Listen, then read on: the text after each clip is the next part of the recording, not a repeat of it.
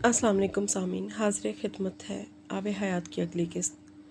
खामोशी से इस मामले में इस्तीफ़ा देकर इस सारे मामले से अलग होने का मतलब सिर्फ एक था कि वो भी इस जुर्म का शरीककार होता जो 21वीं सदी की इस दिहाई में कांगो में पिग्मिस के साथ किया गया होता। वो रोकने वाले एहतजाज करने वालों में शामिल होकर तारीख़ का हिस्सा न बनता, मगर इसका मसला तारीख़ का हिस्सा बनने की ख्वाहिश नहीं थी, सिर्फ ज़मीन की चुभन से बचने की ख्वाहिश थी जो ज़िंदगी की किसी न किसी स्टेज पर उसे एहसास जुर्म का शिकार करती। दबाव और धमकियाँ जितनी बढ़ती गई थी, सालार सिकंदर की ज़िद भी इतनी ही बढ़ती गई थी। अगर सालार सिकंदर इसके बारे में ये कहते थे कि डे टाइम इसका कोई मुकाबला नहीं, तो वो ठीक कहते थे। इसका एक अमली मुजाहरा उसने वाशिंगटन डीसी में वर्ल्ड बैंक के हेडक्वार्टर में 7 लोगों के इस ग्रुप के सामने बैठकर भी पेश कर दिया था, जो सालार सिकंदर जैसे उहदेदारान को चुटकी बजाते मोम की नाक की तरह मोड़ लेते थे। तुम क्या चाहते हो? 3 घंटे बाद बिलाखिर माइकल ने उसकी ज़िद क्या गया हथियार डालते हुए जैसे उससे पूछा। एक गैर जानिबदाराना इंक्वायरी टीम जो इस प्रोजेक्ट का नए सिरे से जायज़ा ले और उसके बाद पिग्मीज़ और इन बारानी जंगलात के बेहतरीन मफाद में इस प्रोजेक्ट को ख़त्म कर दे, या कोई ऐसा हल निकाला जाए जो इन जंगलात में रहने वाले लोगों के लिए काबिल कबूल हो। मैं मकामी लोगों की बात कर रहा हूँ, वहाँ की मकामी हुकूमत और उनके अहदेदारान की बात नहीं कर रहा। सालार सिकंदर ने जवाबन वही मुतालबा दोहराया जो उसकी प्रेजेंटेशन की बुनियाद था। तुम्हारी कीमत क्या है? अलेक्जेंडर ने पूछा। जो सवाल उसने किया था उसने सालार सिकंदर को जैसे बात करने के काबिल नहीं छोड़ा। वो इस हेडक्वार्टर में हर नरम गरम गुफ्तगू की तवक्को कर सकता था, लेकिन मामलात को निपटाने के लिए इस जुमले की नहीं। कोई तो ऐसी चीज़ होगी जिसके लिए तुम इस अपने मुतालबे से हट जाओ। हमें बताओ कौन सी ऐसी चीज़ है जिस पर तुम हमसे सौदा कर लोगे? राफिल ने बात जारी कर रखते हुए कहा। सालार ने टेबल पर रखी हुई चीज़ें समेटना शुरू कर दी। मेरी कोई कीमत नहीं है, और मैं वर्ल्ड बैंक को इस गलतफहमी में ज्वाइन किया था कि मैं ऐसे लोगों के साथ काम करूंगा जो दुनिया में अपनी प्रोफेशनल महारत और काबिलियत से जाने जाते हैं। अगर ब्रोकर के साथ काम करना होता, बेचने खरीदने और कीमत लगाने वाले, तो स्टॉक एक्सचेंज में काम करता, न कि किसी बैंक में इन्वेस्टमेंट बैंकिंग। वो नरम लहजे में उनके मुँह पर जूता मार गया था, और जिस जूते की चोट इन 7 लोगों ने एक साथ एक ही शिद्दत के साथ महसूस की थी, वो सादा ज़बान में इन्हें दलाल कह कर गया था। वो ठीक कह रहा था। सालार सिकंदर के साथ तो मामला तय करने के लिए इन्हें जिन लोगों ने भेजा था, वो सालार सिकंदर के साथ मामला तय होने के बाद इन्हें इनका कमीशन मुख्तलिफ शक्लों में अदा करते।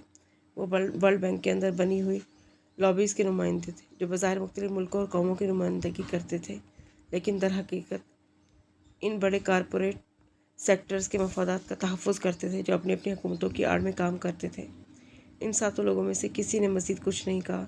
सोते हुए और तने हुए चेहरों के साथ वो सभी अपने कागजात और लैपटॉप संभालने लगे थे।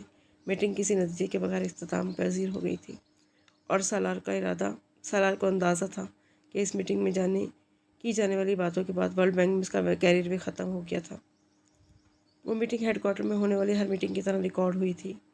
सालार को इसका अंदाज़ा था, लेकिन इसे ये तवक्को नहीं थी कि वो मीटिंग बरह रास्त किसी दूसरी जगह पर पेश की जा रही है। सालार सिकंदर के इस बोर्ड रूम से बाहर आने से पहले इससे निमटने के लिए दूसरी हिकमत अमली तैयार हो गई थी। अलेक्जेंडर राफेल बोर्ड रूम से सालार के पीछे आया था। उसने चंद मिनटों के लिए इसे अलहदगी में बात करने की ख्वाहिश का इजहार किया था। सालार कुछ उलझा, लेकिन फिर आमादा हो गया। वो कौन सी बात थी जो बोर्ड रूम में नहीं की जा सकती थी और अब 1-to-1 मीटिंग में कही जाती? वहाँ वो बातें भी कह दी गई थी जो वर्ल्ड बैंक जैसी मोतबर ऑर्गेनाइजेशन के किसी फ़र्ज से सालार इनफरादी तौर पर सुनने की तवक्को भी नहीं रखता था। चाह जाए कि वो इज्तिमाई तौर पर उससे कही जाए। वो सिर्फ मायूस नहीं हुआ था, उसकी हिम्मत टूट गई थी। उसने वर्ल्ड बैंक को इसलिए इन मकासद को पूरा करने के लिए ज्वाइन नहीं किया था। अलेक्जेंडर राफेल के ऑफिस में इसी पर आए कि कोई मज़ीद गुफ्तगू सुनने की तवक्को के साथ गया था, मगर अपने ऑफिस में अलेक्जेंडर राफेल का रवैया उसके साथ हैरानकुन तौर पर मुख्तलिफ था। मुझे ये मानने में कोई शुबा नहीं कि तुम्हारी रिपोर्ट से मैं बहुत मुतासिर हुआ। सिर्फ मैं ही नहीं, प्रेसिडेंट भी। इसके पहले ही जुमले ने उसे हैरान कर दिया था। वो कॉफ़ी का कप सामने रखते हुए अपना कप अपनी सीट की तरफ लेकर चला गया था। प्रेसिडेंट से मुराद राफेल एडगर था, जो इस वक्त वर्ल्ड बैंक का प्रेसिडेंट था, और राफेल इसके करीब तरीन मुआविन में से था, बल्कि कई एतबार से इसको प्रेसिडेंट का दस्ते रास्त भी समझा जाता था। अपनी कुर्सी पर बैठते हुए राफेल का अंदाज बदल चुका था। उसके चेहरे की करख्तगी होंठों के उस खम की वजह से कुछ कम हो चुकी थी। जिसे सिर्फ डिक्शनरी में मुस्कुराहट कहा जा सकता था, लेकिन इसका मकसद वो नहीं था जो मुस्कुराहट का मतलब होता है। प्रेसिडेंट हमेशा तुमसे बहुत ज़्यादा तवक्कुआत रखते थे। अफ्रीका के लिए जो विज़न उनका था, उसे जो अमली जामा पहना सकता है वो सिर्फ तुम हो। और ये प्रोजेक्ट उन सैकड़ों प्रोजेक्ट में से एक है। एक छोटा सा है, बल्कि बहुत छोटा। जो तुम्हारे लिए सोचते हैं वो बहुत बड़ी शय है। तुम्हारे ज़रिए अफ्रीका की तकदीर बदली जा सकती है। मैं तुम्हें यकीन दिलाना चाहता हूँ कि प्रेसिडेंट अफ्रीका के बारे में बहुत संजीदा हैं। वो मुखलिस हैं, वहाँ से भूख, गुर्बत और बीमारी को वाकई मिटाना चाहते हैं। पैट्रिस एबिका एक बेवकूफ़ आदमी है। वो कुछ ऐसे लोगों के हाथों में खेल रहा है जो अफ्रीका की तरक्की के रास्ते में रुकावट है। सालार को गुफ्तगू में पैट्रिस एबिका का हवाला सुनकर हैरत नहीं हुई थी। वाशिंगटन में बैठे लोग मुकम्मल तौर पर इस बात से बाखबर थे कि इसकी माहियत कल्ब के पीछे कौन है। तुमने कोई सवाल नहीं किया। राफेल को अचानक उसकी खामोशी चुभी। अगर वो सालार को इस बारे में प्रेसिडेंट के तारीफ़ी कलमात पहुँचाकर उसे जोश दिलाना चाहता था तो वो नाकाम रहा था। सालार के रवैये में कोई तब्दीली नहीं आई थी। मेरे पास जो भी सवाल थे वो मैं अपनी रिपोर्ट में उठा चुका हूँ। मुझे खुशी है कि प्रेसिडेंट अफ्रीका में मेरे काम और इस रिपोर्ट से मुतासिर हैं, लेकिन मैं ज़्यादा खुश तब होऊंगा जब इस रिपोर्ट में मुझे वर्ल्ड बैंक का कोई पॉजिटिव रिस्पॉन्स आएगा। बैंक तुम्हें वाइस प्रेसिडेंट का ओहदा देना चाहता है, और ये प्रेसिडेंट की ज़ाती दिलचस्पी की वजह से हो रहा है। इसके महीने के आखिर तक वाइस प्रेसिडेंट अपनी टेन्योर को पूरी करके ओहदों से अलग हो रहे हैं। इनमें से एक सीट पर तुम्हें अपॉइंट करना चाहते हैं, और इस सिलसिले में वो अमेरिकन गवर्नमेंट से भी बात हुई है। वहाँ से भी रिस्पॉन्स बहुत पॉजिटिव है। तुम यकीनन डिज़र्व करते हो कि तुम्हारी सलाहियत और काबिलियत के हिसाब से ओहदा दिया जाए। राफेल इस तरह बात कर रहा था जैसे बहुत बड़ा राज उस पर अफशा कर रहा हो। ऐसा राज जिसको जानने के बाद सालार सिकंदर की बातचीत खिल जाती। उसकी मायूसी की इंतहा नहीं रही जब उसने मेज़ की दूसरी तरफ बैठे अपने से 15 साल छोटे इस 37 साल मर्द के चेहरे को इस खबर पे भी बेतासुर पाया था। और वाइस प्रेसिडेंट के ओहदे के बदले में मुझे क्या करना है? राफेल को अपनी इतनी लंबी चौड़ी तकरीर के जवाब में इतना डायरेक्ट और दो टोक सवाल सुनने की तवक्को नहीं थी। प्रेसिडेंट की को इस प्रोजेक्ट पर तुम्हारी सपोर्ट चाहिए, गैर मशरूत सपोर्ट। राफेल ने अब लफाजी और तमहीदों में वक्त ज़ाया नहीं किया। उसे अंदाज़ा हो गया था साल सिकंदर के लिए ये दोनों चीज़ें बेकार और बेअसर हैं। मेरा ख्याल है मैं नहीं दे सकूँगा। इस प्रोजेक्ट के हवाले से मेरी जो राय है, स्टैंड है, वो मैं बता चुका हूँ। मरात और ओहदे मेरे स्टैंड को तब्दील नहीं कर सकते। मेरी ख्वाहिश है कि अफ्रीका के लिए प्रेसिडेंट अगर इतनी हमदर्दी और इखलास रखते हैं तो इस रिपोर्ट से मुतासिर ना हो, वो फौरी तौर पर कोई एक्शन लें। क्या कुछ और है जो आप कुछ कहना चाहते हैं? साला ने काफ़ी कि इस कप को हाथ में नहीं लगाया था जो उसके सामने पड़ा था। अलेक्जेंडर राफेल दुनिया की बहुत बड़ी ऑर्गेनाइजेशन में हर तरह के लोगों के साथ काम कर चुका था। सालार सिकंदर को इस मुलाकात से पहले कुछ भी नहीं समझता था और अब उसे बेवकूफ़ समझता था। 37 साल की उम्र में प्लेट में रखकर उसे इतना बड़ा ओहदा पेश किया जा रहा था और वो ठुकरा रहा था। गरूर था तो बेजा था, बेवकूफ़ी थी तो इंतहा दर्जे की थी, तल्ख मिजाजी थी तो बेमकसद थी। उन्होंने अपनी पूरी ज़िंदगी में किसी ज़हीन आदमी को इतना बेवकूफ़ और बेगर्ज नहीं पाया था, और ये एतराफ़ नहीं करना चाहते थे पर कर रहे थे। वो पहली बार जहानत को बेलौस और बेगर्ज देख रहे थे। वो जानता था कि वो जिस दुनिया में काम कर रहा है वहाँ ऐसे बेगर्ज और बेलौस जहानत को उरूज कभी हासिल नहीं होता। वहाँ बैठे उसने सालार सिकंदर से कहा था, तुम्हें सब कुछ आता है, टैक्ट नहीं आते, इसलिए तुम कामयाबी के सबसे ऊपर वाले जीने पर कभी नहीं खड़े हो सकोगे। इससे ऐसी बात नहीं कहना चाहता था, फिर भी कह बैठा। अगर टैक्टफुल होने का मतलब बेज़मीर और बेदयानत होना है तो फिर ये खसूसियात मैं अपने अंदर कभी पैदा नहीं करना चाहूँगा। मैं अपना इस्तीफ़ा आज ही मेल कर दूँगा। वो उठ खड़ा हुआ था। उसने आखिरी मुसाफे के लिए अलेक्जेंडर राफेल की टेबल की तरफ झुक कर हाथ बढ़ाया था। राफेल उठना नहीं चाहता था लेकिन उसे उठना पड़ा। वो मुसाफा करके दरवाजे की तरफ बढ़ते हुए सालार सिकंदर की पुश्त को देखता रहा, और क्यों देखता रहा वही जान नहीं पाया था। सालार सिकंदर जब वर्ल्ड बैंक हेडक्वार्टर से निकला उस वक्त बूंदाबांदी हो रही थी और कैब पर वो वहाँ आया था, और वापसी पे भी इसको कैब में ही वापस जाना था। मगर जो कुछ पिछले चंद घंटों में अंदर भुगत कर आया था उसके बाद बेमकसद हेडक्वार्टर से बाहर आकर पैदल फुटपाथ पर चलता रहा। उसका होटल वहाँ करीब ही था। वो पैदल चलता तो आध पौन घंटे में वहाँ पहुँच जाता। वहाँ आते हुए से जल्दी थी, वापस जाते हुए नहीं थी। बूंदाबांदी की वजह से सर्दी बढ़ गई थी, मगर वो अपने सूट के ऊपर लॉन्ग कोट पहने हुए था। वो बॉम्बे से चलता वाशिंगटन की अगले 3 दिन की मौसम की पोशन गोइयाँ पढ़ कर चला था। اپنی زندگی کا ایک بڑا حصہ امریکہ میں گزارنے کی وجہ سے وہ جیسے عادی ہو گیا تھا ایک لگی بدھی اور میکانکی انداز کی زندگی گزارنے کا، جہاں ہر چیز پہلے سے دیکھ کر کی جاتی تھی۔ موسم کا حال دیکھ کر سفر پلان کیا جاتا تھا، بکنگ کروا کے کسی ہوٹل کے لیے روانہ ہوا جاتا تھا، ہر چیز کے بارے میں پہلے سے طے کیا جاتا تھا۔ اس نے ورلڈ بینک میں اس جاب کا بھی اسی میکانکی اور پروفیشنل انداز میں ادراک کیا تھا، لیکن جو کچھ ابھی وہ بھگت کر رہا تھا کبھی اس کے فرشتوں نے بھی نہیں سوچا تھا۔ ڈاکٹریٹ کی ڈگری کے حصول کے بعد اس کی پہلی جاب تھی۔ وہ اس جاب سے بہت خوش تھا۔ وہ اپنی زندگی کو 5، 10، 15، 20 سالوں کے تناظر میں دیکھتا تھا، کیونکہ اب اسے اپنے ساتھ ساتھ اور زندگیوں کی ذمہ داری کو بھی اٹھانا تھا، اور یکدم وہ اپنی پیشہ ورانہ زندگی کے سب سے بڑے بحران میں پھنس گیا تھا۔ اس کے ساتھ بیوی اور بچوں کی ذمہ داریاں نہ ہوتیں تب وہ اس طرح پریشان نہ ہوتا، کیونکہ جو بھی نتائج ہوتے اس کے کسی بھی فیصلے کے وہ صرف اسے بھگتنے پڑتے، کوئی اور اس کے فیصلے سے پہنچنے والے نقصان میں شریک نہ ہوتا۔ لیکن اب فٹ پاتھ پر چلتے چلتے اسے بے اختیار گہرا سانس لیا۔ وہ چند دن پہلے تک اپنے آپ کو دنیا کا مصروف ترین انسان سمجھتا تھا، اور اب ان چند گھنٹوں میں دنیا کا بیکار ترین انسان۔ کچھ عجیب سی ذہنی کیفیت تھی اس وقت اس کی۔ فی الحال اس کے پاس کرنے کو کچھ بھی نہیں تھا، کوئی میٹنگ، کوئی وزٹ، کوئی ایجنڈا نہیں، کوئی فون کال، کوئی ای میل، کوئی پریزنٹیشن بھی نہیں، لیکن سوچنے کے لیے بہت کچھ تھا۔ ایک لمحے کے لیے چلتے چلتے اسے خیال آیا، کیا ہوا اگر سمجھوتا کر لے، وہیں سے ہیڈ کوارٹر واپس چلا جائے، وہ پیشکش کو قبول کر لے جو ابھی اسے کی گئی تھی۔ کوئی مشکل اور ناممکن تو نہ تھا، ابھی سب کچھ اس کے ہاتھ میں تھا، سب کچھ ٹھیک ہو جاتا، زندگی پہلے جیسی ہو جاتی، ورلڈ بینک میں پہلے سے بہت بڑا عہدہ، ترقی، مراد، اسٹیٹس۔ کیا برائی تھی اگر وہ زمین کو کچھ دیر کے لیے سلا دیتا؟ کانگوس کا ملک نہیں تھا، نہ پگمیز کے لوگ۔ پھر واقعی ٹھیک کہا تھا رافیل نے، وہ کیوں کر رہا ہے ان کے لیے سب کچھ؟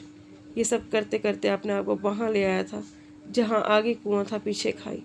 لیکن پھر اسے وہ غربت، وہ بدحالی یاد آئی جو اس نے ان ملاقات میں ان لوگوں میں دیکھی تھی۔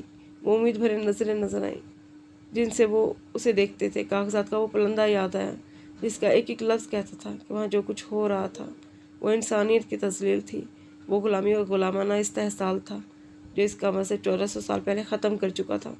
یہ سب کچھ یاد کرتے اسے ماما بھی یاد آئی تھی۔ اس نے جیب سے سیل فون نکال کر فٹ پاتھ پر چلتے چلتے اسے کال کی، رابطہ نہیں ہوا۔ اسے لگا شاید سگنل کا کوئی مسئلہ تھا۔ فون اس نے دوبارہ جیب میں ڈالا۔ ایک عجیب سی اداسی اور تنہائی نے اسے گھیرا، حالانکہ وہ فٹ پاتھ پر اس کے آس پاس درجنوں لوگ گزر رہے تھے اور برابر میں سڑک پر کئی گاڑیاں چل رہی تھیں، پھر بھی اس نے عجیب سی تنہائی محسوس کی تھی۔ یہ ویسی تنہائی تھی جو وہ امامہ کی عدم موجودگی میں محسوس کرتا تھا۔ مجھے لگتا ہے میری زندگی میں سکون نہیں ہے، کچھ دیر کے لیے سب ٹھیک رہتا ہے، پھر کچھ نہ کچھ غلط ہونے لگتا ہے۔ اس نے کئی بار امامہ سے یہ سنا تھا اور کبھی اس پر اعتراض نہیں کر سکا تھا۔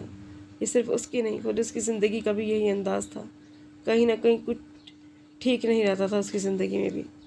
اس فٹ پاتھ پہ چلتے ہوئے ایک لمبے عرصے بعد سالار سکندر نے اپنی 37 سالہ زندگی میں حاصل محصول پر نظر دوڑائی۔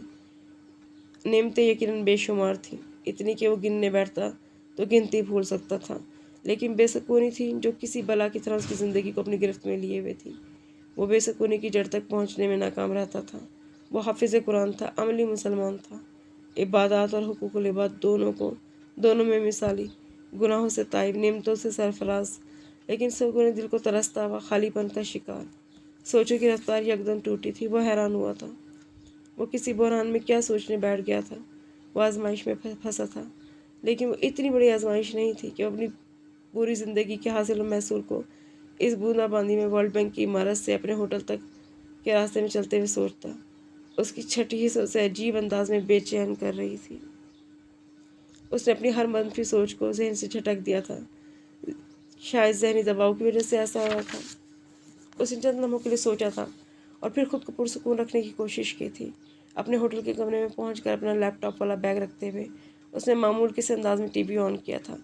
ایک مقامی چینل پر واشنگٹن میں صبح سویرے ہونے والے ایک ٹریفک حادثے کی خبر چل رہی تھی جس میں 2 مسافر موقع پر ہی مر گئے تھے، جبکہ تیسرا مسافر شدید زخمی حالت میں اسپتال میں تھا۔ لوکل چینل پر تباہ شدہ گاڑی کو جائے وقوع سے ہٹایا جا رہا تھا۔